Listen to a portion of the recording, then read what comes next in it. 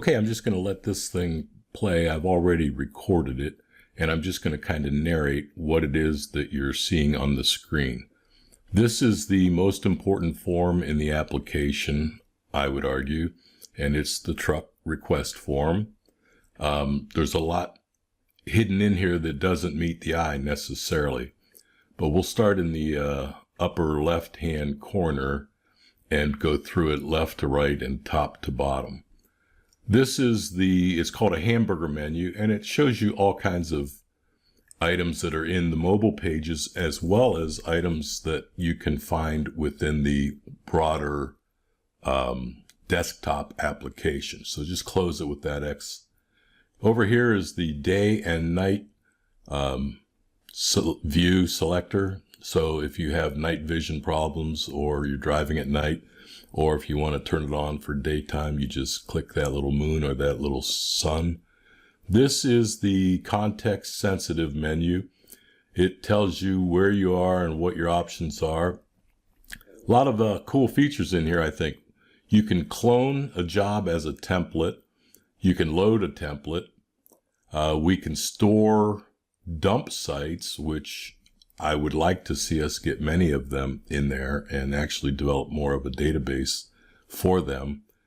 So basically, as Ryan or anyone else has dump sites, we can put them in, add them to the database, and then all you have to do is select it, and that'll put it into the request form. We want to be clear and specific, and then just have use of it from there on out. This is a cool feature. I don't know how many of them you will use, but called top notes. The concept of top notes is it goes at the very top of our dispatch SMS. Things that the drivers must see, must act upon. We don't want to bury it anywhere, possibly down further in the weeds, so to speak. So I'm going to click, I'll click two of them here, I guess, and click them and then hit the done button there. That puts it down into the message, and it adds, if we use any, which they won't be used on everyone, we'll put them up here and then just click those red X's to make it go away if you don't need it.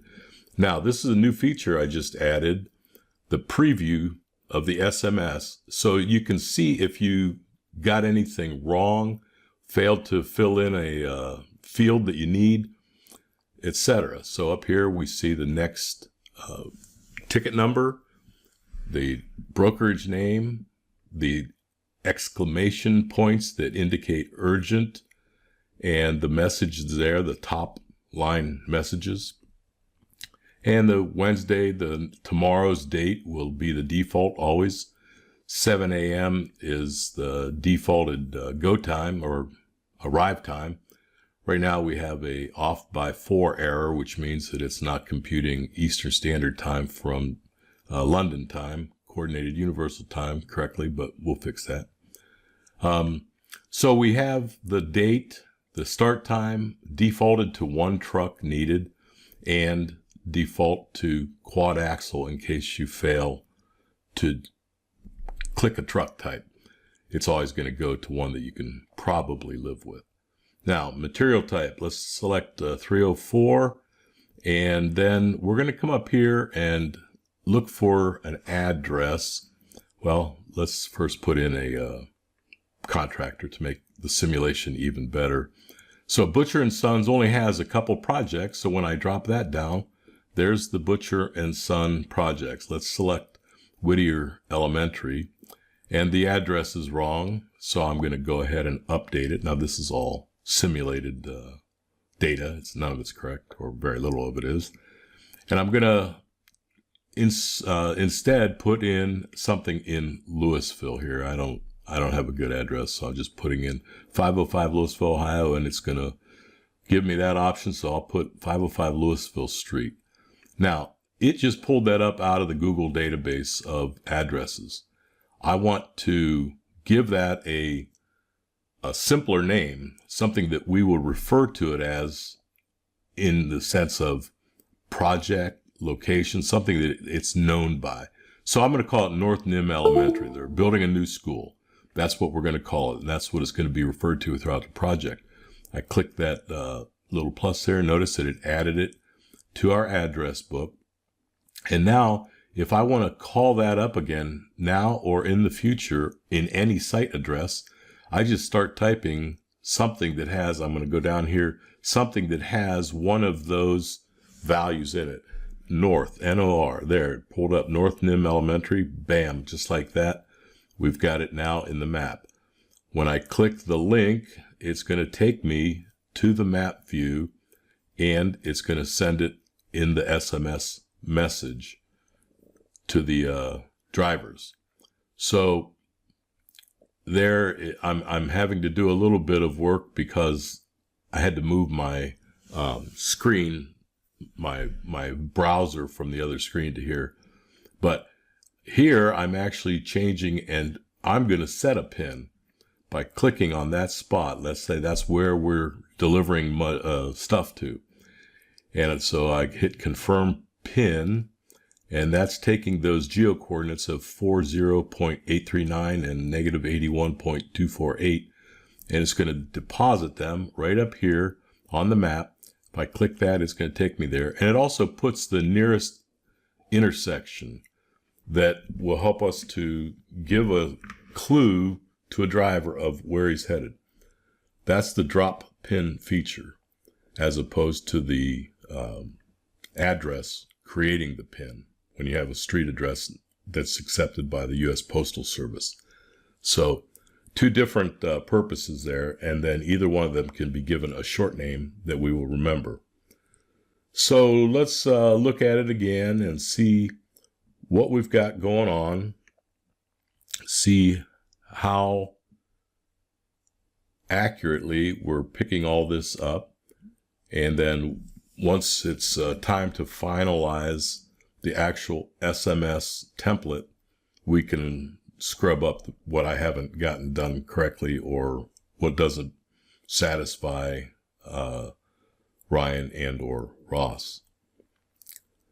So here I'm going to that map just by taking the URL and putting it into the browser, and there it is. There's where I planted the pin, and there's where it took me as soon as I browsed to it, which it would take the driver there obviously as well on his mobile phone. Here's all of our various notes that are kind of standard format, and I'm going to close that out. Now, capturing a note and then hitting submit, that will be the job concerns. This one right here, stay off sidewalk, I think would be a project concern or project note, but I just entered it under job notes. So our latest job order is 1757 for tomorrow at 7 a.m. arrival. We're going to go ahead and actually now create it, physically created it in the database. Hit done. May seem a little redundant on the clicks. We can talk about that. And now we have to assign it to a driver. So we click that assign button down there. We come up and see 1757 Whittier Elementary, North Nim Elementary in Louisville. And I have two ways of searching people, by name or by tier. I'm going to go ahead and do it by name now, since we have had a big discussion about whether we're doing by name. So we type in JAR, pulls up Jared. And if I went by tier, I'm going to clear that out and start over again by looking at, let's say, some of my sub brokers. And I'll just pick one of them here. Let's see. I'm going to look at tier 1, see who we have down there. No, I don't think I'll go with them. I think I'll go with Summit Earthworks. I need a steel bed truck. This one here is already taken. It's on job 1755, but I'm going to come down here and get this triaxial steel dump since we're hauling, let's say, construction debris. And now it's assigned.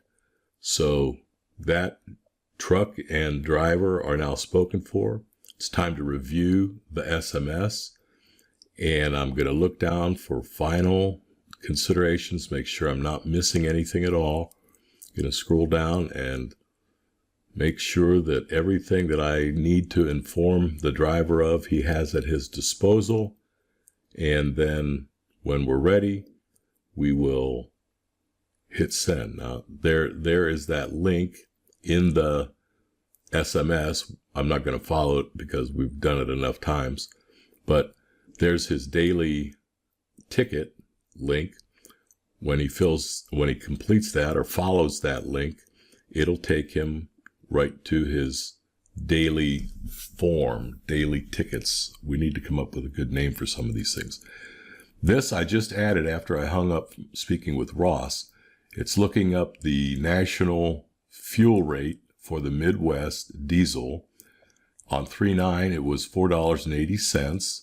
And then we're looking up your PDF form that had the table of hourly surcharge if being paid hourly, or per ton surcharge if being paid by the ton. So that can go at the bottom of your SMS messages if you want to keep it there. We also can put it into our computations when we are building the spreadsheets so that it automatically is added, but as a separate line item or separate column for each job. And we don't have to go through the agony of computing it, tallying it, etc. ourselves. I think that'll save a lot of time right there. Let's see here. What else do we want to talk about? We're now at the point of approving it. And so we're going to actually click that button and send it out. And then the next place we would go if we needed to or wanted to would be to the Ops tab down at the bottom.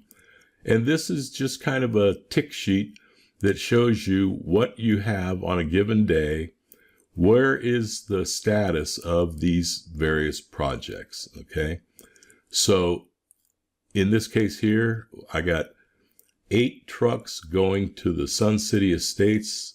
All but one of them, the second to last one, are through step 3. What is step 3? Oh, SMS. It hasn't been sent yet. What? And so that's the way that this is designed, is to give you a kind of daily snapshot at what your tasked fleet has done or is doing if you're in the middle of the operational day. And it may not be something you look at a lot. It could easily disappear if it's not value added, but I think that it's worth it. So that's our request form. I don't want to say in a nutshell because it's not. But here we added just now the 1757 job. And so it is in there as the most recent request. And it captured the information, if you recall, 1304 Washington and Louisville Street Northeast for the other address, and tells us, what were the basic requirements? Quad axle, 7 a.m., loaded with crushed, I think, 304 limestone. And then we can hit clone from there.